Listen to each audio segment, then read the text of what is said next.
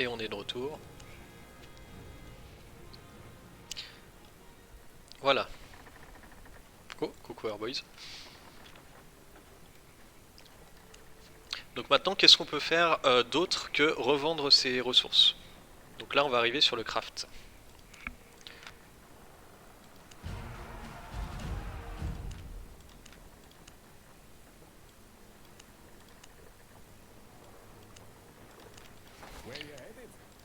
Donc pour la partie craft, ça va fonctionner exactement pareil. Donc il y a plusieurs parties sur le craft. Le craft, vous allez avoir le craft donc, de tout ce qui est consommable. Donc la bouffe, tout clairement. Hein. Donc les potions. Comment ça fonctionne? Le craft de base, tu le fais dans des bâtiments. Donc ici, mon laboratoire d'alchimiste qui est juste ici. Le plus rentable pour le faire, c'est de le faire dans une ville où il y a des bonus. Vous voyez, sur Caerleon, je suis sur une île sur Caerleon, il y a des bonus de 15% sur la potion, sur les potions et la nourriture. Ces bonus, en fait, vont vous donner plus de retours. C'est-à-dire qu'à chaque fois que vous craftez, vous allez récupérer 15% des ressources que vous avez consommées. Donc c'est un bon moyen de faire de l'argent. Ces bonus sont encore plus intéressants quand vous craftez dans la ville directement. Donc là, si vous voyez que je viens ici, il y a un bonus de 18% plus les 15% du type de ressources. Donc moi, pourquoi j'ai fait le bâtiment sur cette île, c'est parce que au moment où j'avais commencé à crafter des potions, les taxes étaient vraiment abusées à Caerleon et c'était pas rentable pour moi de crafter dans la ville. Créer un bâtiment comme ça, tier 8, ça coûte énormément d'argent et c'est pas l'optimum pour un débutant. Il est plus intéressant de crafter en ville et dans la ville où vous avez des bonus. Donc par exemple si on va à l'Immersed, l'Immersed a des bonus pour le craft d'épée, d'arc, de bâton ésotérique, casque en cuir, chaussures en cuir et le raffinage de la fibre. Donc à chaque fois que vous allez crafter des épées, vous allez avoir 18% de bonus de fabrication plus les 15% liés à l'épée. La contrepartie, c'est que vous allez payer des taxes. Donc tu vois, par exemple sur ce forgeron ici, vous allez payer 52% de taxes. Donc vous allez payer une petite quantité. Généralement, les taxes, vous êtes quand même rentable parce que le retour de ressources est plus important que ce que vous dépensez en taxes. 52% c'est peut-être un peu élevé. Il y en a peut-être un moins cher. 52. Là je vois pas, tout va bien. 50. Vous voyez, celui-ci il est peut-être un peu plus intéressant. 50. 999, là par exemple, vous allez perdre énormément d'argent. Lui, il est là juste pour vous arnaquer si vous faites pas attention. Donc pour le craft, en fait, c'est toujours intéressant de le crafter en ville quand les taxes sont pas trop élevées. Sinon, avoir l'accès à une île de guilde sur la ville, ça peut être aussi intéressant. Pour ce qui est des bâtiments en général, vous pouvez aussi avoir des taxes associées. Donc ça c'est pour les gros crafters, il faut les demander sur des serveurs en particulier, il faut négocier, donc souvent ils vous demanderont de payer quelque chose, des fois ils vous donneront gratuitement mais ça ne durera pas longtemps. Donc voilà, les associés ici payeront 35% de taxes au lieu de 52%. Donc c'est une méthode pour en gros fidéliser les clients pour les propriétaires de ces bâtiments et pour vous de payer moins de taxes. Mais bon, ça il faut investir du temps, négocier, ça dure jamais très très longtemps. Donc à voir. Je sais que sur le Discord des Sauris, on a accès, l'Alliance a accès à des taxes associées aussi. Faut regarder dans les bons channels. Et donc c'est un moyen pour le craft de gagner un peu plus d'argent. En plus de ça, quand vous craftez, vous pouvez avoir le choix de mettre de la focalisation. Donc si je coche cette case, vous voyez que pour faire des potions tier 2, ça va me coûter 51 de foca pour crafter ces potions. Quand je mets de la foca, je vais encore avoir un retour supplémentaire, donc plus d'argent. Parce que tout ce que vous craftez dans Albion, en fait, les ressources de base coûteront plus cher que l'objet crafté. Et c'est tout simplement à cause des foca et des retours. De la foca et des retours. Parce qu'en fait, vous allez pouvoir crafter des grosses quantités. C'est-à-dire que pour... je vais prendre un exemple, là je vais crafter des potions de poison T4. Tac, on va prendre ce qu'il faut, déjà une monture, parce que je vais me surcharger sinon. Potion T4, voilà.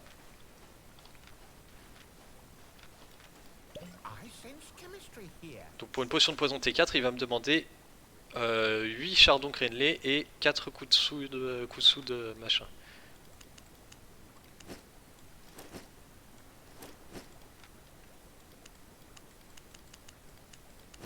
Tac. Donc voilà. Donc là il me reste 426 et 629. Donc si je craft juste 5 potions, donc qui me prend 8 et 4, ici j'aurai déjà un premier retour parce qu'on est sur Caerleon et il y a un bonus de craft pour les potions de poison. Donc je n'aurai pas perdu 8 et 4, je vais récupérer du coup un chardon crénelé. Donc j'ai récupéré un T4. Ce qui est pas énorme mais c'est pas mal. Si je mets de la foca maintenant et que je reprends 8 et 4, ça va me coûter 31 de foca.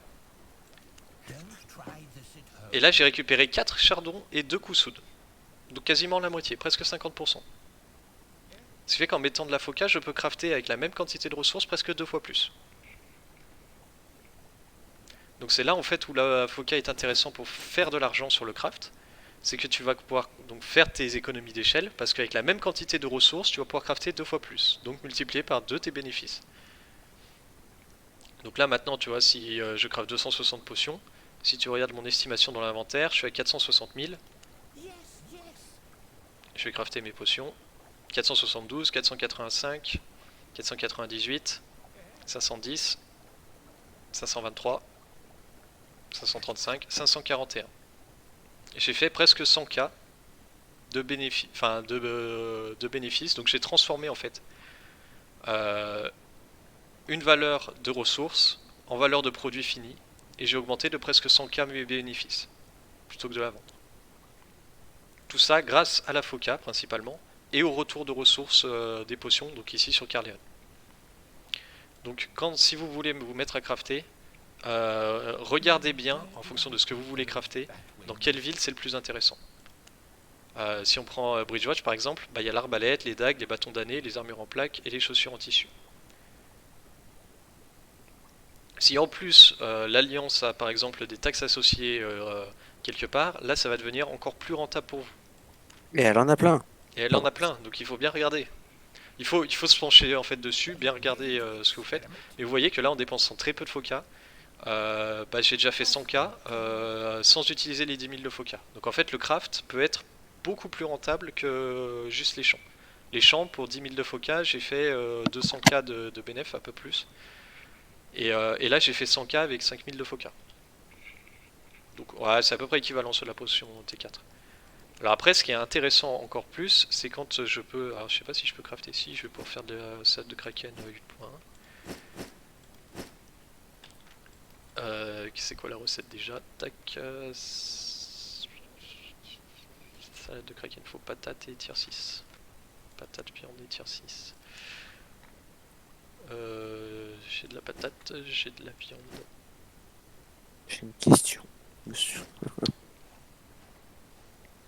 Pose ta question, Kawaii. Alors, je reviendrai sur cette question juste après. Merde, j'ai oublié un truc là. Ah non, c'est pas le bon bâtiment. C'est une grande question. Mais oui, c'est une très très bonne question. Donc là, par exemple, si je fais du point 1 avec de la foca, ça me coûte 3 fois rien en plus. Donc là, j'ai 1,5 million dans l'inventaire. Oh, je pensais que je ferais plus d'argent. Non, c'est le point 3 qui vaut Ouais, plus c'est le point cher. 3 qui Le vaut point 1 il vaut rien. Ouais, le point 1 il vaut pas grand chose. Mais c'est pas grave, j'ai du point 1 qui traîne. Là où c'est intéressant, c'est que, bon là j'ai pas eu de chance, j'ai pas récupéré les kraken. Les kraken par exemple valent un peu d'argent quand même. Sur tout ce qui est objet rare, donc là tu vois c'est de la nourriture un peu spéciale. Ces kraken valent un peu d'argent. Et en fait quand tu vas mettre de la foca, tu auras plus de chances aussi de récupérer ces objets rares. Et c'est là où tu vas faire beaucoup d'argent. Donc là j'ai pas eu de chance, j'ai pas récupéré de kraken qui aurait augmenté mes bénéfices de bien plus.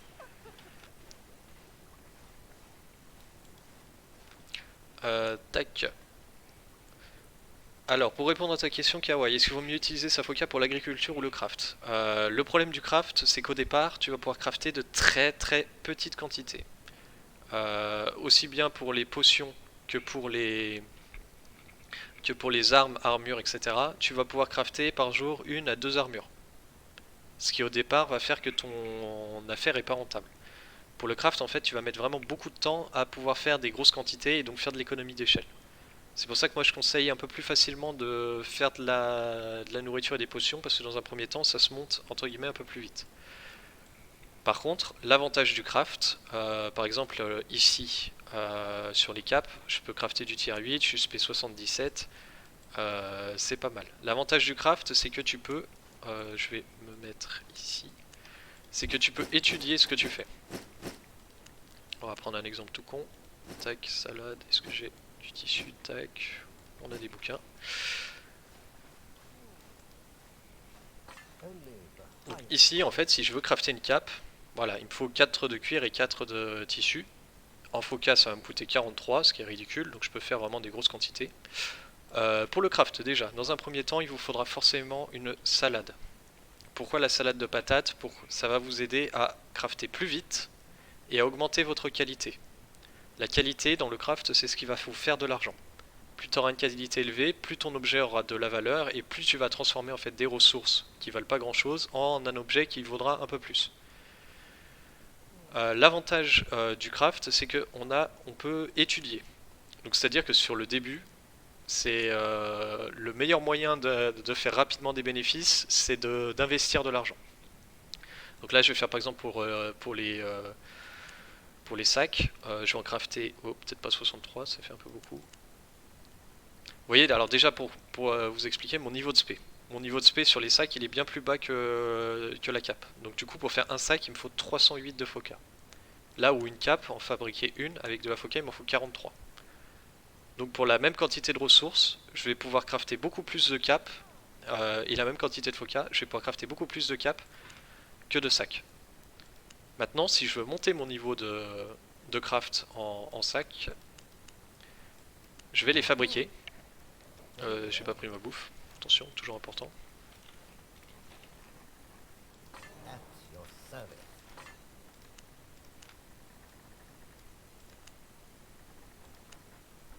Hop, 35 sacs. Donc ça va les crafter. Pour le moment, j'ai 465K dans l'inventaire. Toujours aussi avoir des bouquins, mais ça reviendra sur la partie travailleur. Et je suis passé à 524K. Pourquoi? Parce que j'ai eu beaucoup de retours de ressources, j'ai eu de la chance de faire un masterpiece. Voilà, il vaut 18 000 contre 2500 l'unité. Donc c'est là où en fait je vais faire de l'argent. C'est que le masterpiece, vous pouvez voir que niveau différence par rapport à une qualité basique, c'est pas négligeable.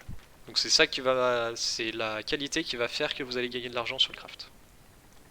Si je veux monter de niveau plus vite, alors là si on regarde par exemple, voilà, j'étais à 325, etc. Je suis monté de niveau, c'est passé à 307. Donc là déjà je peux crafter un peu plus de sacs pour la même quantité de ressources. L'avantage derrière c'est qu'on peut étudier. Donc là par exemple, moi tu vois j'ai 5 sacs qui ont vraiment pas de qualité, qui valent trop fois rien, je m'en fous. Je peux la transformer en renommée. Cette renommée en gros c'est des niveaux de craft, donc c'est comme si je craftais 2 fois le sac. Ça m'a refait des niveaux, bon là j'ai pas level up malheureusement. Et donc je suis niveau 33. Ce que je conseille pour ceux qui ont beaucoup de points d'apprentissage, c'est de mettre l'apprentissage auto et de claquer des points dans les spé. Pourquoi? Parce que c'est ce qui va vous permettre l'aspect d'avoir plus de chances de faire des objets de qualité. Et en même temps ça va réduire vos coûts de foca de crafter ces quantités là. Est-ce que vous avez des questions sur le craft? C'est très clair. Alors oui, j'ai peut-être pas forcément dit, mais quand vous étudier un sac masterpiece vous donnera la même quantité de fame qu'un sac avec une qualité moindre. Donc ça ne vaut pas la peine d'étudier votre masterpiece, vous allez perdre beaucoup d'argent. Donc vraiment faites-le si vous voulez. Alors si vous avez vraiment les moyens, vous achetez des grosses quantités, vous craftez 100 foca, énormément de T4, vous étudiez tout et ça vous permet de monter très vite en niveau. Si vous voulez faire un investissement de départ et booster votre craft. Sinon vous le faites très lentement en craftant 2-3 sacs un peu tous les jours. C'est long, c'est pas forcément rentable au début parce que bon avec la même quantité de foca vous aurez beaucoup moins d'argent. Les items les plus rentables en craft, bah ça dépend du marché. Ça, malheureusement, il n'y a pas d'item qui se craft mieux que d'autres. Moi, je vais vous donner un exemple. Je crafte les bâtons d'année, donc je peux crafter le T7 là. J'ai de l'aspect dans un peu tous les bâtons. Et bah, ceux qui se vendent bien, par exemple, c'est le damnation, le crame d'année, parce que c'est très utilisé. Le bâton de malédiction, il vaut rien du tout parce que personne l'utilise. Ils s'en foutent. Par contre, dans les bâtons comme ça, le niveau de spé que j'ai en malédiction va compter aussi pour quand je crafte des bâtons d'année. C'est comme l'aspect de quand on porte des armes, donc t'es un peu obligé de monter tous les types de bâtons. Certains sont très rentables, d'autres sont pas rentables du tout. Mais si tu veux être au petit, t'as pas le choix de les monter et de faire un peu, alors c'est pas forcément de la perte, mais de réduire tes bénéfices.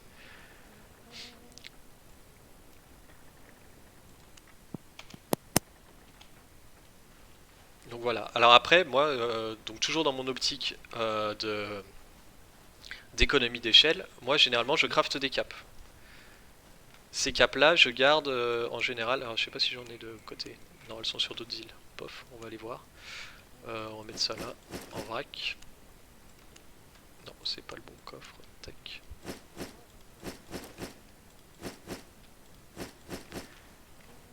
Ces capes que je craft, je les ramène à l'immersed. S'il veut bien me taper. Merci.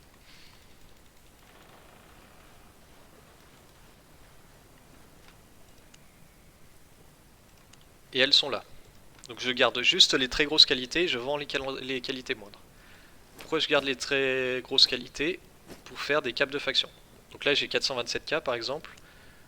Si je prends les cœurs qui traînent, les runes que j'ai de côté, j'ai pas beaucoup d'âmes. Et encore moins de reliques. Et en fait moi je m'amuse à crafter des capes de faction. Ce qui fait qu'en fait pour un investissement de base qui est très faible, et en dépensant mes points de faction, j'arrive à un bénéfice qui est très important. Parce que je vais pouvoir crafter beaucoup de capes qui valent très cher du coup, parce qu'elles ont de la bonne qualité. Et comme vous pouvez voir, tu vois, les 4 capes Masterpiece, elles valent 170k, là où 67 capes formidables valent 256k. Donc moi, après, j'achète et je garde toutes les runes et les âmes que je loot pour pouvoir les passer en point 2, point 3, point 4. Parce que du coup, j'augmente encore mes bénéfices à faire de la 4.3 Masterpiece en faction l'Immersed, Force Sterling, etc. Donc moi, je suis vraiment dans une optique d'économie d'échelle, dans le sens où je contrôle l'intégralité de ma production. Généralement, mes runes et mes âmes et mes artefacts, j'en achète très peu, c'est généralement du loot. Les caps, c'est moi qui les ai craftés, et les objets de faction, c'est mes points de faction que j'ai farmés. Donc ça me permet de dépenser des points que j'ai farmés et des ressources que j'ai achetées pour le craft, qui valent pas grand chose, en beaucoup d'argent. Et ça se fait tout seul, ça monte tout seul. Petit filou. Tous les moyens sont bons pour faire de la thune. L'argent, Tac. l'argent. Ensuite, on peut aller voir l'élevage aussi. Alors, c'est Yo, Yosap. j'étais pas là au début, mais les ressources T4, c'est que t'as gather toi ou que Non, t'as acheté bêtement. j'achète. Je mets des ordres Ok. d'achat. Donc, à la banque, je sais pas si vous savez, vous pouvez faire des ordres d'achat. Ça vous permet d'acheter à un peu moins cher. Pour du T4, on s'en fout, ça vaut trop fois rien. Et dans tous les cas, vous voyez qu'à chaque fois, le T4 que j'ai dépensé, je le transforme en argent derrière. Tac, on arrive sur l'élevage, donc du coup que je parlais tout à l'heure. Quand les animaux sont grandis, voilà, vous pouvez mettre de la bouffe pour les transformer en lait, ici, en lait de vache, en lait de mouton ou en œuf pour les oies et les poules. Ça sert à faire crafter donc des recettes de potions, etc. Ici, on a les chevaux. Je vais peut-être aller chercher un... Tac, voilà, par exemple, lui, il a grandi. Les chevaux qui fonctionnent exactement pareil, et on a des cochons à élever. Donc les chevaux tier 5, tier 4, tier 5 et plus mettent plusieurs jours à monter, c'est pas forcément 22 heures. Et on a ici après le chenil pour les animaux rares, pour tout ce qui est monture de faction, loup, et toutes ces conneries.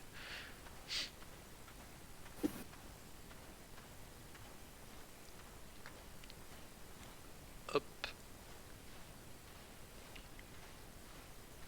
Est-ce que vous avez des questions encore?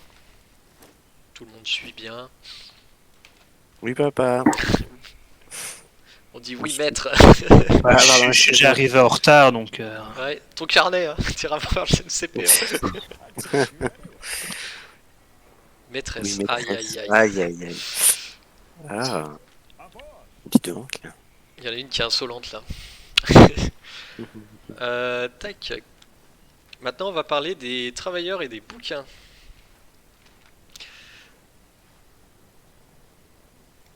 Tac. Je vais aller sur... Ouais, je me balade beaucoup. Hein. Vous faites en même temps la visite des domaines de Crazy Corp. Hop, hop, hop, on va avoir besoin de tout ça. Après, avec tout ça, jeune entrepreneur, tu arriveras à... Sors ton meilleur buff tier 8. Donc les travailleurs. Donc pourquoi j'expliquais que les bâtiments, les emplacements de bâtiments sur les îles perso sont pas forcément optis. Pourquoi? Parce que tous les bâtiments de craft clairement ne valent pas la peine d'être montés. Bon, moi c'était des erreurs de jeunesse, de débutant, d'avoir monté tout ça sur une île perso. Ça vaut pas le coup, vous allez dépenser de l'argent pour rien. Ces bâtiments à entretenir nécessitent de la nourriture pour crafter.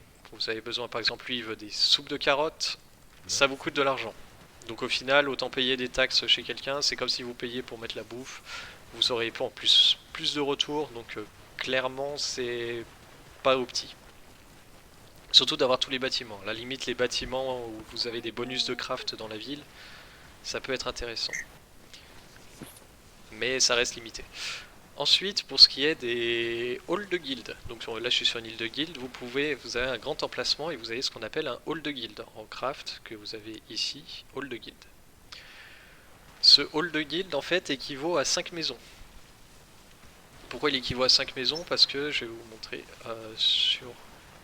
En fait, vous pouvez poser des maisons, les maisons peuvent accueillir 5 travailleurs. 3 travailleurs, pardon. Ces 3 travailleurs, ils vont avoir besoin... Donc des travailleurs comme ici, ils vont avoir besoin d'un lit, d'accès à une table, ici, et de trophées, pour augmenter leur bonheur. Il existe 3 types de travailleurs. Donc il y aura les travailleurs de récolte en premier. On va faire un petit tour sur mon île où il y a des travailleurs de récolte. Tac.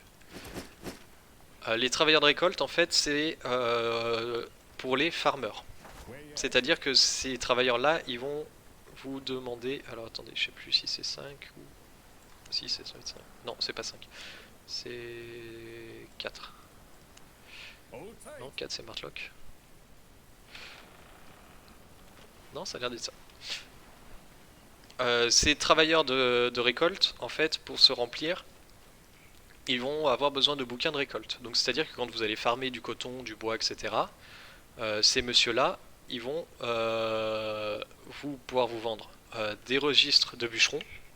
Et ces registres de bûcherons, quand vous allez récolter du bois tier 6 ou plus, par exemple, ça va le remplir. C'est très long, mais ça vous fait de l'argent. Une fois que le bouquin est plein, vous le donnez à ce monsieur, ici, vous le déposez, et au bout de 22 heures, il va vous ramener des ressources complémentaires et le bouquin vide. Donc en fait, ça va vous rapporter de l'argent. Mais pour les remplir, c'est long, il faut farmer un peu tous les jours. C'est très compliqué d'acheter des bouquins pleins auprès des farmers parce que souvent les farmers ils tournent avec leurs propres bouquins et leurs propres récoltes. Donc c'est pas forcément un bon investissement. Moi je l'ai fait là pour le swag et pour dire que j'avais les thunes, mais c'est totalement inutile, je ne m'en sers pas, ça tourne pas, ça fait pas d'argent. Ces travailleurs là sont un peu spéciaux parce qu'ils ont besoin de 2 types de trophées. Donc les trophées de base que vous voyez derrière là, tier 1, tier 2, tier 2, tier 3, tier 4, tier 5, tier 6, parce que le hall de guild est tier 6. Et en même temps, les trophées de spécialité. Donc ici, par exemple, pour le bûcheron, il faut les bonsaïs, donc tout ce qui est arbre, donc il y a tier 2, tier 3, tier 4, etc. Pour augmenter leur bonheur et leur rendement. S'ils sont pas heureux, en fait, quand vous allez déposer le registre, vous voyez ici, il est à 635 sur 700, c'est le max qui puisse être en tier 6. S'ils sont pas heureux, s'ils n'ont pas un bonheur assez bon, ils vous ramèneront soit rien du tout, soit une petite partie des ressources. Donc pour la valeur du bouquin que vous auriez pu vendre, vous allez perdre de l'argent. C'est bien si vous faites du raffinage, si vous transformez les ressources brutes en ressources pleines. Donc si vous craftez par exemple des barres. Ça fonctionne exactement pareil que le craft, vous avez vos ressources brutes, dans certaines villes vous avez des rendements plus élevés, vous pouvez mettre de la foca, et avec votre niveau ça vous coûte de moins en moins cher. C'est un bon moyen de faire de l'argent aussi, donc par exemple ici on est à Thetford je crois, oui Thetford, et c'est le minerai. Donc vous avez 40% de retour sur le minerai sur Thetford, plus les 18% si vous êtes en ville. Donc ça peut être très intéressant. C'est pour ça que les ressources brutes coûtent aussi, encore une fois, plus cher que les ressources craftées. Parce que vous allez avoir un retour très important. Avec une certaine quantité de ressources, si vous craftez dans une ville où il n'y a pas de bonus, vous allez perdre énormément d'argent. Si vous craftez dans les villes où il y a les bonus, plus que vous mettez de la foca, là vous allez commencer à faire de l'argent. Et plus vous aurez de niveau de spé dans ce que vous craftez, plus vous pourrez faire de grosses quantités avec le même nombre de foca. Donc plus vous aurez d'argent. Le problème de ces travailleurs-là, c'est que dans les maisons, il n'y a pas assez d'espace. Dans une maison tier 8, un travailleur bûcheron tier 8, par exemple, ne pourra pas être au bonheur maximum. Pourquoi? Parce qu'il n'y a pas assez d'emplacement de trophées pour mettre les trophées de base, le lit, le mobilier, plus les trophées de spécialité. Vous êtes obligé de passer par un hall de guilde, et en plus, vous ne pouvez pas mettre 15 travailleurs, mais 12 au maximum si vous voulez le passer en tier 8. Donc pour moi, vraiment les récolteurs, c'est si vraiment vous êtes des farmers à fond, que vous faites ça toute la journée, quoi. Sinon, pas d'intérêt, c'est pas assez rentable. Si vous ne le faites pas tourner tous les jours, il y a beaucoup mieux. Donc voilà pour les premiers types de travailleurs. Vous avez ensuite le travailleur trashtière, le mercenaire. Celui-ci, en fait, il vous vend des bouquins pour faire du PVE. Je dois en avoir ici. Ces bouquins valent cher, enfin valent le même prix que tous les bouquins de même tiers, et ils se remplissent pour gagner un tout petit peu d'argent. Donc voilà, des mercenaires. Donc, vous avez les bouquins là qui coûtent par exemple 30 000 le tier 8. Ce mercenaire fonctionne exactement pareil que les travailleurs de récolte. C'est-à-dire qu'il a besoin de trophées généralistes et de trophées de spécialité pour le mercenaire. Ces trophées, vous pouvez les acheter à l'HDV, ça coûte vraiment pas grand-chose. Les trophées de spécialité un peu, bon pas pour le mercenaire, mais les trophées généralistes en tier 8 ça coûte 2000 d'unités, hein, c'est vraiment rien du tout. Tac. Donc le mercenaire, lui en fait, quand vous allez faire du PVE avec un bouquin vide, le bouquin va se remplir. Ce bouquin, après, vous pouvez le donner au mercenaire pour qu'il vous ramène une petite quantité d'argent. Si ma mémoire est bonne, c'est du entre 3 et 5 000 pour un tier 6. Donc, entre guillemets, là, tu vois, mes 3 travailleurs, ils vont me rapporter 15 000 à tout péter. Ce qui est très très faible, c'est le travailleur qui rapporte le moins d'argent avec son bouquin. Le seul truc, c'est que les bouquins se remplissent très vite. Si vous faites de l'HE, ça peut être éventuellement intéressant d'avoir beaucoup de mercenaires. Mais c'est de la perte de temps, c'est vraiment pas opti. Pour commencer, pour les débutants, pourquoi pas, si vous faites du PvE en safe. Parce que bon, bah bien sûr, les bouquins prennent de la place, prennent du poids dans le sac. Et si vous mourrez avec 50 bouquins, bah voilà, 50 bouquins tier 6, ça commence à faire un peu d'argent, quoi. Donc le mercenaire, pour moi, il est vraiment à éviter. Je sais qu'il y en a qui ont monté des économies là-dessus, qui hésirent en tête. Pour lui, ça lui va très bien avec son style de jeu. Moi, je vois pas l'intérêt en fait. Je vois pas l'intérêt parce qu'il t'en faut des quantités énormes. Tu peux pas faire plus du tier 6 dans des maisons pour être vraiment opti. Si tu veux toucher le tier 8, le bouquin coûte horriblement cher. Tu risques de le perdre parce que du coup, tu es forcément en zone non safe. Pour un retour qui est somme toute assez faible. Donc voilà pour les mercenaires, et après on va passer sur les 4 travailleurs de craft, qui là sont pour moi les plus rentables. Est-ce que vous avez des questions jusque là sur les premiers travailleurs? Toujours pas. Toujours pas, très bien. Donc on va arriver sur les travailleurs les plus intéressants. Je vais commencer par du tier 6 et tier 7. Tac. Atelier de crazy.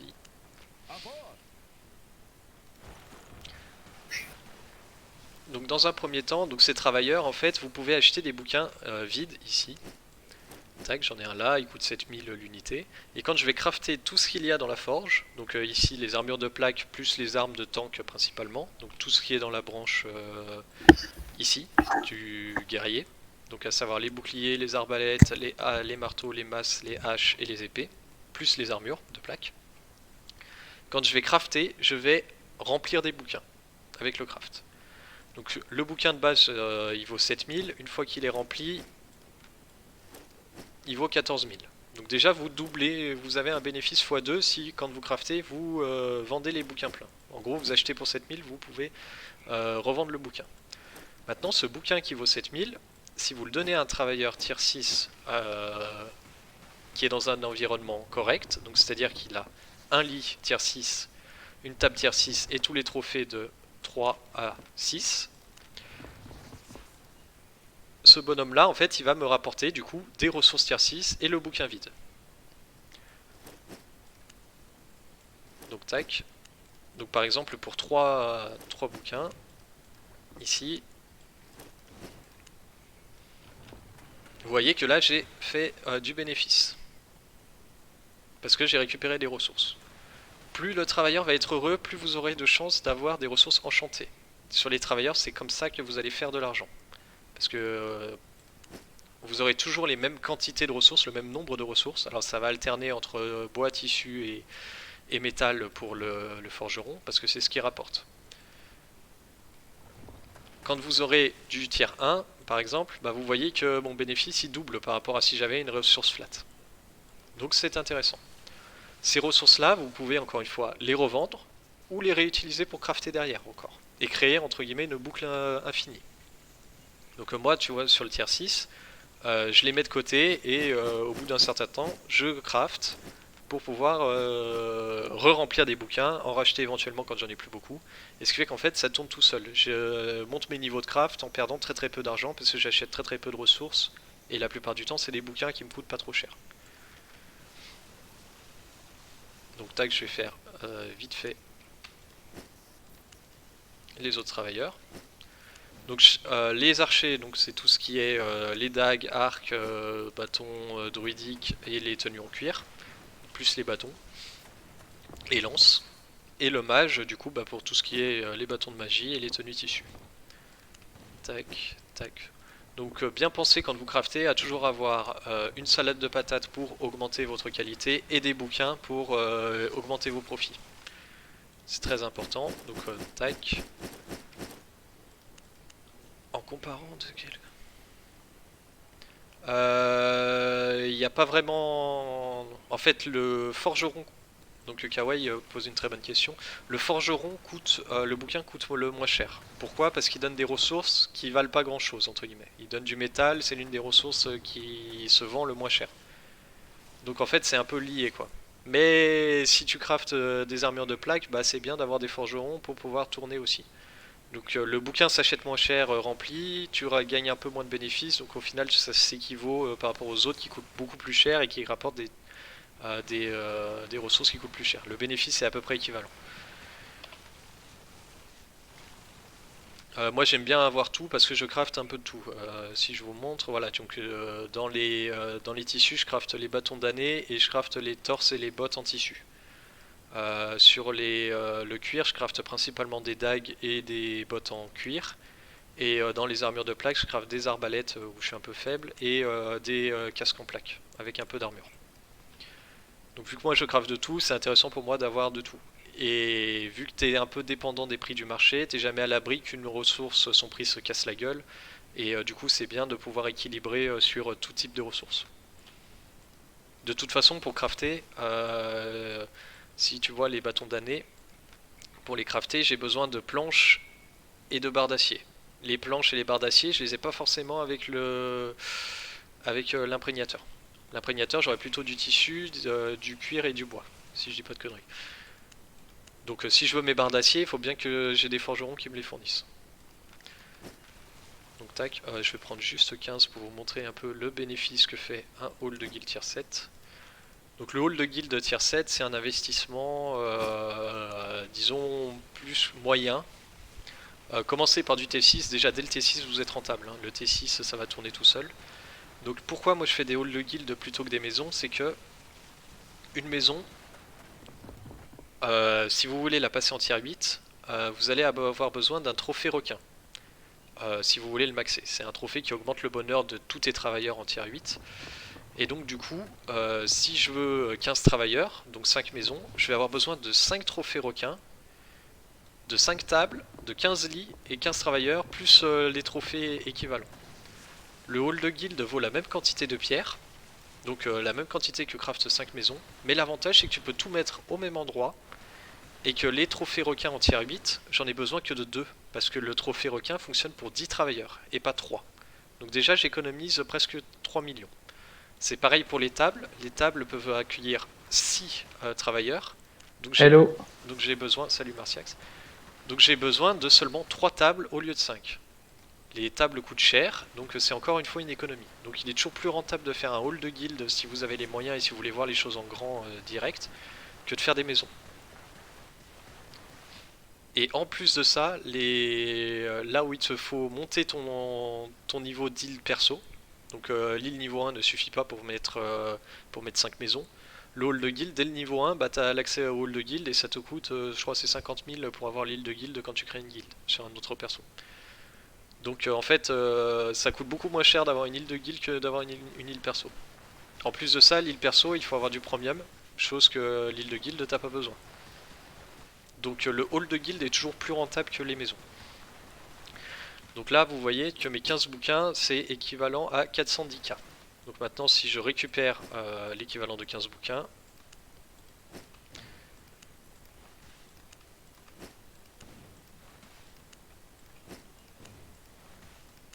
donc l'avantage du hall de guild aussi, c'est que vous n'avez pas besoin de vous balader sur 5 maisons éparpillées, de faire des trajets et tout. Là, c'est tout à côté, mon setup est bien, je gagne du temps. Parce que faire 150 maisons par rapport à 10 halls de guild, vous verrez que la différence se voit vraiment. Donc, tac, tac, tac.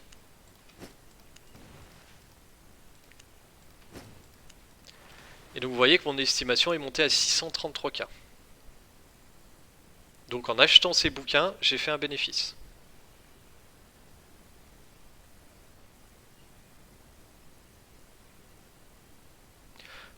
Oui, c'est rentable. Après, il faut que tu fasses tes calculs sur tes bénéfices sur la semaine, en fonction de... Généralement, les locations, c'est sur la semaine ou sur le mois. Tu toucheras du coup moins, mais tous les bâtiments sont là, t'as pas d'investissement à faire. L'avantage des halls de guild, c'est que l'argent que tu investis est jamais perdu. Parce qu'un hall de guild, tu peux toujours le casser pour récupérer 90% des ressources. Donc en fait, cet argent que je mets, je crois que c'est quoi, c'est 45 millions pour un hall de guild tier 7. Ces 45 millions, ils sont pas perdus. J'ai peut-être perdu 5 millions. Les 5 millions, ils sont largement rentabilisés depuis que je le fais tourner. Donc l'argent est jamais vraiment perdu. Si vraiment ça te saoule les halls de guild, tu peux toujours le démonter, revendre les ressources et l'argent est pas perdu. La location peut être intéressante, faut voir les prix qu'on te fait dessus, s'il te demande une journée de bénéf, s'il te demande etc. Après moi je préfère ne pas être dépendant de quelqu'un d'autre et avoir mes propres halls. Tac. Donc voilà pour un hall de guild tier 7. Maintenant, le plus intéressant, c'est si vous arrivez à monter un hall de guild tier 8. Donc forcément, un hall de guild tier 8, ça coûte beaucoup plus cher. Ça coûte beaucoup plus cher, les bouquins coûtent plus cher aussi. Tac, on va prendre 5 de chaque.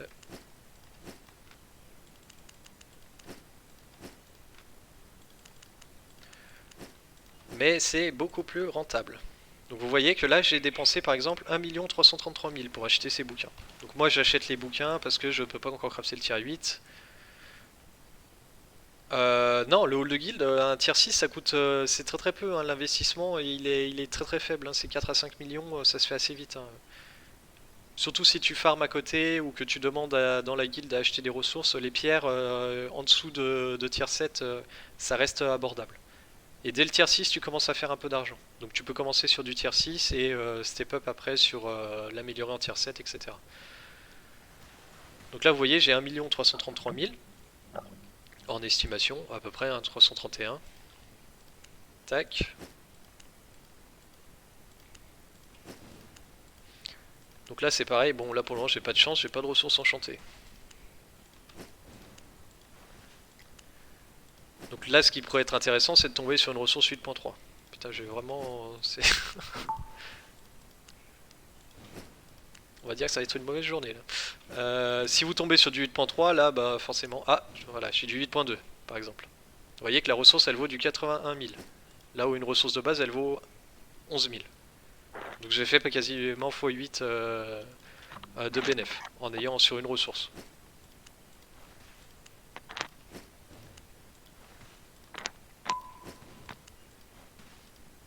Tac, j'ai du point 1 aussi, c'est pas trop mal. Dommage, c'est du métal. Si c'est du cuir, là, c'est vraiment, ce serait vraiment top. Tac, et tac. Donc j'avais 1 333 000, et là, vous voyez, je suis passé à 1 891 000 d'estimation. Donc j'ai fait à peu près 500, un peu plus de 500K de bénéfices. Donc ça demande à faire tourner de l'investissement. Moi je l'ai fait tourner sur 10 jours. Donc dans le sens où j'achète les bouquins pour 10 jours je les mets et à la fin des 10 jours je remets des ordres d'achat pour les bouquins et je vends tout ce qu'il y a. Donc ça me coûte entre 26 et 30 millions en fonction des prix des bouquins à investir et je récupère presque 40 millions. Donc ça se fait quand vous avez vraiment de l'économie. Donc vous voyez, moi j'ai du cash, je peux me le permettre. Moi je sais que toutes les semaines, il ne faut pas que je tombe en dessous de 26 millions à la fin de mes 10 jours. Sinon je peux pas racheter les bouquins et mon économie tourne pas. Donc ça me bloque entre guillemets une partie de mon argent, mais c'est pour faire plus d'argent derrière. Donc voilà. Hop.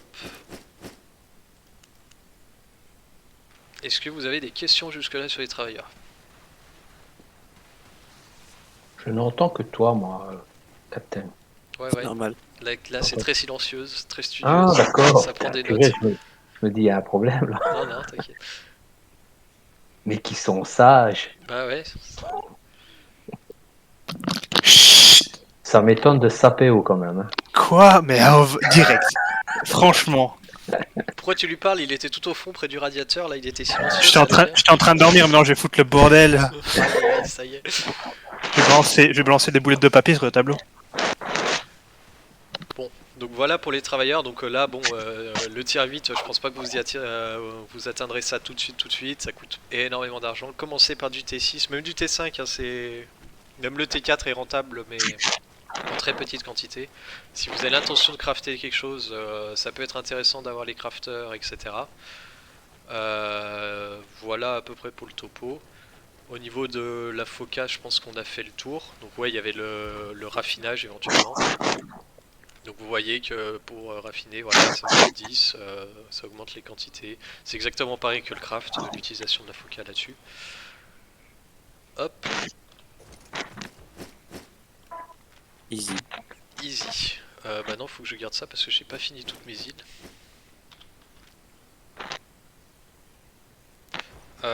Moi je conseille du flat. Moi je préfère du flat et que tu... En fait ça dépend. Pour une arme en fait il faut regarder les marchés. Parce que les ressources en enchanté coûtent cher. Et t'es pas garanti de faire de la bonne qualité. En fait c'est toujours... Enfin moi tu vois mon approche ce serait de faire du flat. Et quand j'ai vraiment de la qualité et que ça me rapporte de l'argent, là je mets des runes, des reliques et des âmes. Mais le problème c'est que sur les armes c'est pas forcément rentable parce qu'il faut des grosses quantités de runes, d'âmes et d'artefacts. Ça c'est à toi de faire un peu tes tests en fonction des prix des marchés, de voir si tu gagnes de l'argent. Moi je sais que sur mes caps de faction, je gagne énormément d'argent en mettant des runes, etc. vu que c'est de la très grosse qualité. Donc c'est rentable même de mettre des reliques, d'acheter les reliques et j'augmente mon argent. Ça va dépendre vraiment de ce que tu craftes. Si tu craftes des armes, artefacts, etc., ça peut être intéressant de les mettre en point 1, point 2. Pourquoi? Parce que forcément les reliques, enfin les artefacts coûtent de l'argent. Ils coûtent de l'argent et du coup si tu veux monter plus vite en niveau, ça peut être intéressant de crafter du point 2, point 3 directement. Alors un petit tips aussi pour le craft, vous pouvez aller au réparateur et vous pouvez améliorer la qualité. Ça coûte de l'argent, il vaut mieux avoir une salade avec soi pour le craft, parce que ça augmente la probabilité de faire de la meilleure qualité. Donc vous voyez que là, tu vois, je peux le raffiner pour avoir une probabilité d'augmenter la qualité.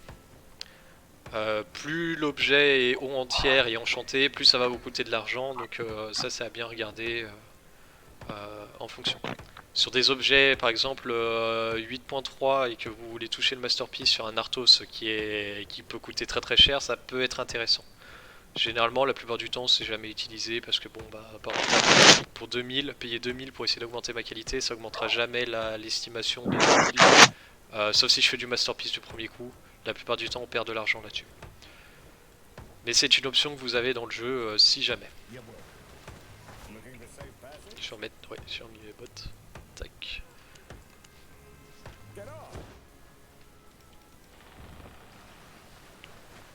Est-ce que vous avez d'autres questions avant que je passe aux petits tips pour faire de l'argent encore? Oh bah let's go hein. Ouais, c'est tout clair, moi. Tac. Petit tips. Voler l'argent aux autres. Ça marche bien. Le scam, ça marche très bien, mais faites un gros coup une bonne fois et pourrissez votre réputation. Non, non, non, ne scammez pas, ça sert à rien, vous allez vous retrouver avec plus d'emmerdes qu'autre chose. Ça vaut pas la peine de se brouiller avec une guilde entière pour 1 ou 2 millions. Il y en a beaucoup qui ont fait ça, j'en ai croisé beaucoup des joueurs qui sont partis avec 1 ou 2 millions qui se sont dit génial, alors qu'en fait 1 million c'est rien du tout. Au final vous êtes blacklisté sur plein de guildes etc, vous avez une réputation de merde, ça sert à rien, c'est du comportement merdique. Attendez d'avoir 5-6 millions. Oh, 5-6 c'est... À la limite tu scams un grand coup, un 200-300 millions, ouais pourquoi pas, mais... Bon ça c'est encore pire parce que là t'es vraiment blacklisté de partout, mais... Dans tous les cas ça vaut pas le coup en fait. Ça vaut pas le coup de pourrir son expérience de jeu, après il y a des partout, donc ne scammez pas. C'est pas un bon moyen de faire de l'argent. Voilà. Donc les moyens de faire de l'argent, bon bah il y a le gank, mais ça c'est un peu aléatoire, vous aurez jamais de certitude de revenir avec beaucoup de fric ou pas. Ça dépend des joueurs. Prendre du T8.3 et essayer de l'améliorer, ça peut se faire et choper une masterpiece. Il faut voir en fait ce que tu vas dépenser et en combien de fois. Si t'as de la chance, oui, ça peut être très rentable d'améliorer, mais c'est la roulette russe. C'est... Tu peux perdre 300 000 laissés en 8.3. Voilà. Tu perds 300 000 pièces pour essayer d'avoir une qualité, sachant que statistiquement t'es vraiment mal parti. Voilà. Alors après tu peux prendre des salades de Kraken 6.3 pour augmenter vraiment à fond, mais bon ça te coûte déjà 1,2 million la salade. Faut être sûr de son coup quoi. Donc ouais, je pense que c'est mieux ouais, de pas forcément s'attarder là-dessus. Tac, alors pour ce qui est de faire de l'argent, il y a la loterie. Il y a une loterie dans Albion Magnifique qui est les crafts d'artefacts. Comme vous avez pu le voir, je pense, certains artefacts valent beaucoup d'argent pour crafter certaines armes parce qu'ils sont un peu rares. Donc il y a quelques adeptes de la loterie, donc c'est-à-dire utiliser ces runes pour avoir une chance aléatoire d'avoir l'artefact. C'est intéressant si vous avez beaucoup de runes et sur du haut tiers, runes, âme, relique. Ça peut être intéressant, mais c'est de l'aléatoire. C'est de l'aléatoire parce que tu sais jamais sur quoi tu vas tomber. La plupart du temps tu peux perdre de l'argent, mais si t'es joueur, il y en a qui font aussi beaucoup de thunes. Tac, voilà j'ai fini mes îles. Tac. Ok. Bonjour Eket. Tac. Il est là aussi, Eket. Tu l'entends pas? Mais il y a personne qui parle. Alors, ouais, il m'a invité dans son groupe. Tac. Alors en fait on fait ça au bâtiment de fusion. Donc ici vous voyez qu'avec les runes pour guerrier je peux avoir une chance de faire tout ça. Ça me coûte 50 runes. Donc après il faut regarder, bon ça vaut 359, ça vaut rien, 387 ça vaut rien. Celui-ci il vaut quand même un peu plus. 1000, 700, 200, 800, 200, 300, 291. Donc en fait si vous avez beaucoup de runes, vous pouvez espérer que le prix d'achat de vos runes, si vous en craftez beaucoup, vous récupérez beaucoup par exemple de l'âme maudite ou d'anciens rembourrages pour gagner de l'argent. C'est aléatoire, vous ne pouvez pas vraiment contrôler ça. C'est un peu de la merde. Vous pouvez le faire en général, donc là ça vous coûte moins de runes, mais ce sera sur l'ensemble de ce qu'il est possible de crafter en runes. Donc si vous voulez en fait un Arthos en particulier, un artefact en particulier, ça peut être intéressant de dépenser un peu plus pour espérer avoir ce que vous cherchez. Si vous voulez vraiment faire de la pure roulette, bah là ça vous coûtera moins cher, vous dépenserez moins de runes. Mais bon, la plupart du temps c'est pas forcément rentable. Vous voyez, la rapière par exemple pour faire la seigneur, elle vaut 2800. C'est bien mieux, ou 4500 aussi pour l'amande brune. 4900, putain, il y a des trucs pas mal. Tu vois, c'est bien mieux que d'avoir cette merde là où tu finis à 312 et que tu peux trash direct parce que ça vaut rien. Donc il peut y avoir des trucs très intéressants, là tu vois, sur l'Avalonien par exemple, voilà, ça vaut 14 millions ça. 3 millions 8, 14 millions. Donc il y en a qui peuvent faire énormément d'argent avec ça, par contre, ouais, forcément il faut acheter des trucs qui valent 100K quoi. Donc là on dépense 360 000 pour essayer d'avoir un petit 14 millions, mais t'as des trucs qui valent beaucoup moins cher quoi. En vrai, il y a un truc là. Ça vaut forcément plus. Non, c'est 3 600 000. Ah oui, 3 600 000, ouais, pardon. Ouais, je me disais, il y a un problème. Oui, bah oui, forcément. Donc voilà, vous avez beaucoup de Pardon. chances de... Merci ça pour m'avoir corrigé.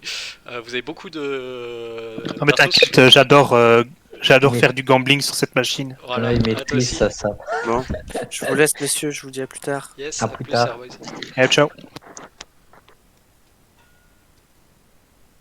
Ah d'accord, il veut passer dans la vidéo. Très bien. Bah tu es vu. T'as fait coucou YouTube. Donc voilà, donc ça c'est un moyen de, si vous êtes un peu joueur, d'essayer de faire de l'argent. Hop. Maintenant pour ce qui est des autres opportunités. Vous avez à Caerleon ce qui s'appelle le Black Market. Donc tac, si on va sur la map de Caerleon, ici vous avez le marché noir. Le marché noir en fait c'est le jeu qui rachète des items pour les mettre dans les loots. Donc il rachète un peu de tout, sauf les tenues de farmer. Donc des capes, des sacs, des armes, des armures, etc. C'est pour en fait remplir vraiment les loots de donjons. Et généralement ce que le jeu rachète, il le rachète à un prix qui peut être parfois plus cher que le prix du marché. Le plus intéressant c'est même sur le T2 et le T3. Donc ce que vous pouvez faire c'est mettre des ordres d'achat sur des quantités monstrueuses de tier 3 et essayer de faire le trajet pour aller les vendre au marché noir. Vous avez des moyens de faire beaucoup d'argent. Malheureusement le trajet n'est pas safe parce que vous passez en zone rouge et pour faire des grosses quantités il faut se déplacer en buff, en mammouth, des trucs lents et entre guillemets faciles à faire tomber par des PK. Le marché noir même sur du plus haut level ça reste intéressant. Il faut après prendre le temps de regarder ce que le marché rachète. Moi par exemple les capes que je craft T4 à Caerleon, généralement les sans qualité je les vends en moyenne à 1200. Là si on regarde les capes T4, voilà elle se vend 600 ici. Donc je fais 2 fois plus de bénéfices en les vendant au marché noir que si je les vendais sur un marché comme Bridgewatch par exemple. Donc il peut être intéressant par exemple là d'acheter toutes les capes, allez on va dire en dessous de 700, de les transférer à Caerleon pour les vendre à 1000-1200. Donc c'est comme ça que le marché noir peut vous permettre de faire de l'argent. Donc ça il faut juste avoir la patience de regarder un peu les marchés, faire vos calculs et voir les bénéfices. Alors pensez bien aux taxes que vous payez aussi encore par dessus pour les ordres de vente aussi au marché noir. Mais en général, ça peut être très rentable si vous avez, si vous ennuyez, vous savez pas quoi faire un soir, vous regardez les marchés, vous achetez vos trucs, vous faites vos convois. Ça prend un peu de temps, c'est un peu risqué, mais les bénéfices peuvent être là. Un autre truc, c'est les trésors de guilde, de ville. C'est les tac tac tac tac tac tac, bien de luxe. Alors, moi ce que je fais, c'est sur les paliers 6. Les dagues sacrificielles à Carleon se vendent à 25 000. En enlevant les taxes, c'est 24 750. Vous voyez qu'ici, ils les vendent à 23 400. Et si je mets un ordre d'achat, je peux les acheter, je peux les toucher à 20 000. 20 700. Ce qui fait que moi, ce que je fais, c'est que j'achète en général 250 dagues. Ça me coûte entre 5 millions et 5 millions 3-4. Je les amène à Carleon en convoi et je les revends directement au marché. Avec ça, on peut faire entre 400K et 1 million, donc sur un sanglier spectral avec un bon sac, sur un trajet. Sachant que si vous mettez des ordres d'achat, encore une fois, à Carleon pour faire le retour, sur l'aller-retour, vous pouvez faire du coup x2 les bénéfices. Donc moi, généralement, là en ce moment, vu que j'ai un peu la flemme de faire les convois, je mets des ordres d'achat un peu bas et j'attends que j'ai vraiment tout acheté les 250 pour partir. Si vraiment je veux être agressif et rogner un peu sur mes bénéfices mais pouvoir partir plus souvent, je mets des ordres d'achat un peu plus haut pour être un peu devant, être un peu agressif sur les prix. Tant que je les paye en dessous de 23 000, le trajet peut être intéressant. Vous pouvez aussi les garder de côté, les stacker et faire des convois. Donc ça marche aussi bien pour le T6 que pour le T5, ouais le T5 est un peu moins rentable, que le T4. Le problème c'est que c'est le poids. Le T6 c'est le plus rentable, pourquoi? Parce que le T6 pèse un peu pas mal mais vaut beaucoup aussi. Donc le bénéfice que tu peux faire est plus intéressant, le gap est plus fort. Là sur les bougies rituelles par exemple qui se vendent 1000 à Carleon, donc on va toucher du 950 je crois, si j'ai pas de bêtises en enlevant les taxes.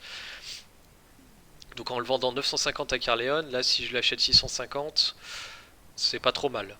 Je peux faire du 300 de bénéf sur une bougie. Mais je pourrais peut-être en acheter que 500 à tout casser, donc c'est pas forcément. Je ferais peut-être un peu moins de bénéfices que si j'avais au 250 T6. Pareil pour le T5, faut faire vos calculs entre vous, regardez les marchés sur lesquels c'est le moins cher. Là 3600 par exemple, ça se vend 5000 à Carleon. Enfin du coup un peu moins, 4750 si je dis pas de bêtises. 4750 en enlevant les taxes en direct. On est pas mal, on peut toucher presque du 1000 de bénéf par calice, ça peut être intéressant. Donc en fait tout simplement vous faites ce que les joueurs n'ont pas envie de faire. Tu vois là typiquement ceux qui vendent leur calice ici, ils ont clairement la flemme de les vendre directement à Carleon. Et donc moi ce que je fais, je mets des ordres d'achat pour les toucher le moins cher possible. Parce que moi je les touche cher, plus je vais faire de bénéf. Et du coup vous faites votre aller-retour tranquillement et en évitant les PK. Si vous voyez que c'est trop dangereux, vous reportez votre trajet à plus tard. Si vous êtes comme moi un grand malade et à 11 PK, vous passez quand même. C'est à vos risques et périls. Et surtout, évitez de perdre un Grizzly et 7 millions. Je dis ça, je dis rien. Ça peut arriver, mais après, à force de faire les trajets, coucou kawaii, à force de faire les trajets, généralement vous deviendrez bon en esquive de PK, etc. En faisant du PK aussi, vous saurez comment vous comportez quand vous essayez de catcher un sanglier, un truc comme ça. Et vous verrez qu'avec l'expérience de jeu, on peut assez facilement s'en sortir. Faut connaître les cartes, faut savoir où est-ce que vous faites, ou par où vous pouvez passer, quelles sont vos alternatives si elles sont bloquées. Mais généralement, moi là ça fait, allez, on va dire presque un gros 4 mois que je suis pas décédé en convoi sur l'Immerse Carleon. Et j'en fais très souvent. Donc ça c'est un moyen de faire de l'argent encore une fois. Et enfin il y a l'étude de marché classique, c'est-à-dire de regarder si vraiment vous faites chier, hein, vous avez vraiment que ça à faire, que machin, c'est de regarder un peu les prix de tout et voir dans quelle ville par exemple il y a des pénuries de ressources, d'armures ou de quoi que ce soit, et en fait les acheter dans une ville où c'est pas cher et les revendre là dans les villes où c'est plus cher. Donc c'est typiquement vous êtes un marchand quoi. C'est vous achetez dans un endroit pour revendre plus cher ailleurs. Alors ce que je vous conseille c'est de regarder aussi des bonus de craft. Parce qu'encore une fois, sur une ville, le bonus de craft du coup va vous faire en fait baisser les prix. Par exemple à Bridgewatch sur les bâtons d'année, les bâtons d'année vont coûter un peu moins cher parce que tout le monde les craft à Bridgewatch.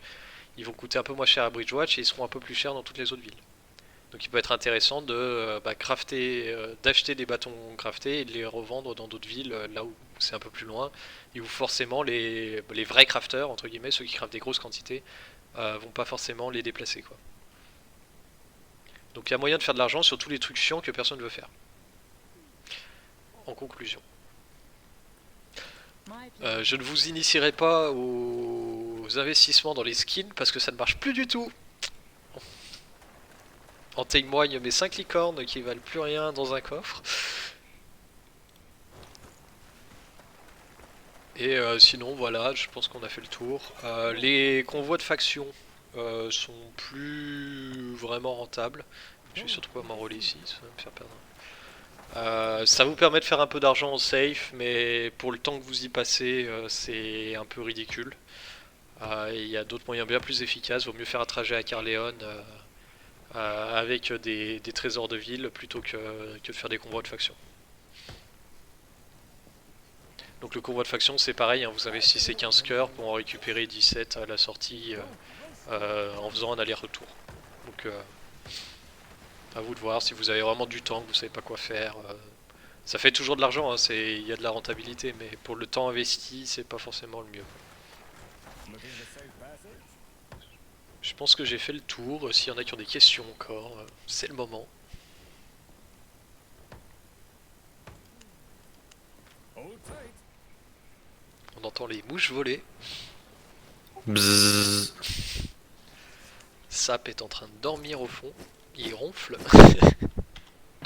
Oh! Non mais c'est clair du coup. Oui, non, C'est très très cool. Donc là je vais upload la vidéo, s'il y en a qui voudront revoir, je vous balancerai le lien, etc. Si vous avez d'autres questions aussi, n'hésitez pas. Je pense que j'ai couvert la plus grosse partie. Après il y a un autre moyen de faire de l'argent, c'est de l'HE sans auto-respect. Ça vous permettra de faire beaucoup de pièces très rapidement. Aussi le PVE, hein, c'est les donjons de groupe. Mais bon, ça c'est un peu plus random dans le sens où vous dépendez du loot que vous aurez dans les coffres. L'HE un peu moins parce que bon c'est des pièces, c'est un peu fixe. Vous pouvez faire de l'HE tout à fait avec des livres de mercenaires. C'est un moyen de faire de l'argent si vous avez vraiment de l'espace, que vous avez un peu d'argent à dépenser. Moi je le faisais, hein, clairement je le faisais quand je faisais beaucoup d'HE. Aujourd'hui vu que je fais quasiment plus de PVE, les bouquins je les remplis pas, personne n'achète des bouquins remplis, ça coûte trop cher et ça rapporte rien. C'est les seuls travailleurs où tu peux pas acheter les bouquins remplis pour faire de l'argent, en fait t'en perds. Mais après Salut si tout le c'est tes monde. travailleurs et tes... Salut Kézir! Salut Kézir! Et tes travailleurs et tes bouquins et que tu les fais tourner...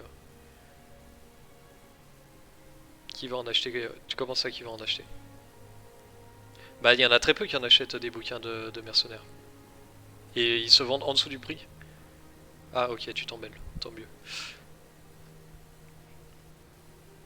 Hop, c'est bon, plus personne n'a des questions sur de l'économie pure. Autre. On Comment peut recommencer avoir depuis le un début.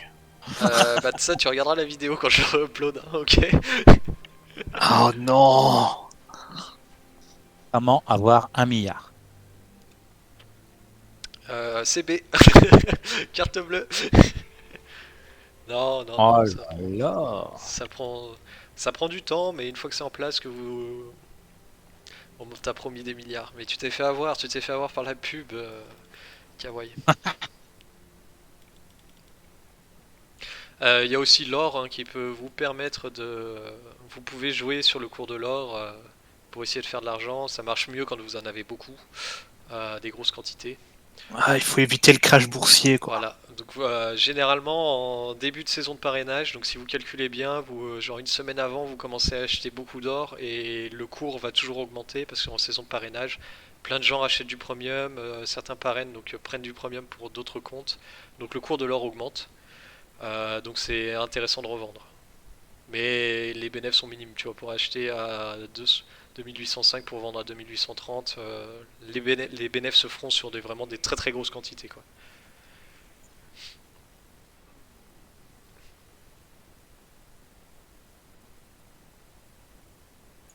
De- Juste pour voir combien je peux avoir. Il y a quelqu'un que j'entends pas ou tu réponds à qui en fait? J'ai Kawaii Kawaii. qui est en MP du coup. Ah, ok. It's ok, it's ok. Je croyais que j'entendais pas quelqu'un. Pas de souci. Ok, bon, plus personne a des questions du coup. Non, tout est clair. Donc si avec ça vous me dites que vous avez pas d'argent, que vous savez pas faire de l'argent, c'est là je vous tape sur les doigts.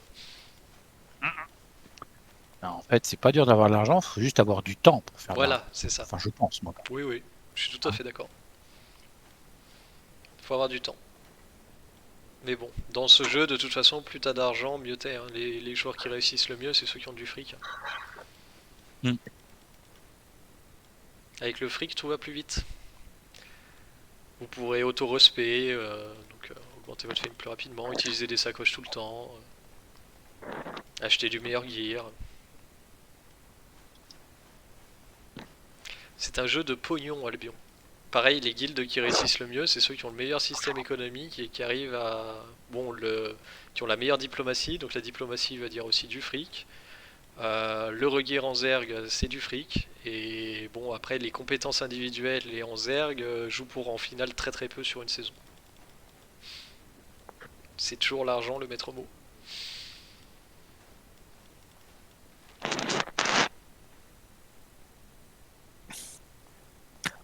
On n'oubliera jamais Arch Blue Army. Exactement. Avec de l'argent, on peut s'acheter n'importe qui.